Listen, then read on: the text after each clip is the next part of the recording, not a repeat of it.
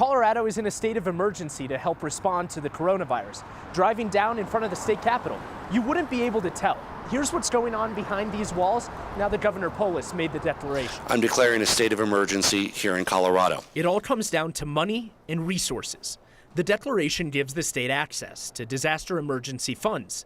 It'll help increase testing for the virus. We need more testing because the sooner that we can identify positive cases and hotspots, regardless of the severity of the illness for any one individual, the more effectively we can isolate those who test positive. It also lets the governor take more power while having some legal flexibility.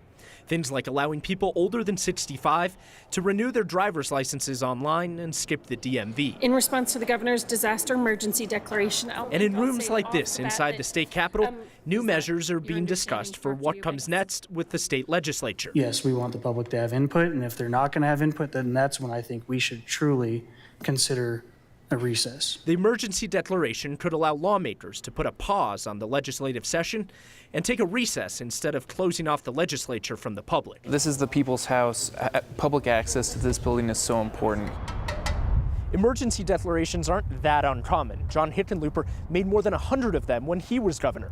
Recently, we've seen them used in everything from natural disasters to weather. Lawmakers say it's a bit of unfamiliar territory to use one to respond to a virus. In Denver, I'm Mark Salinger, 9 News. Colorado legislators told us they want to get advice from state health leaders before they make any decisions on whether to go into recess. If they do, legislative session would be pushed back later into the summertime.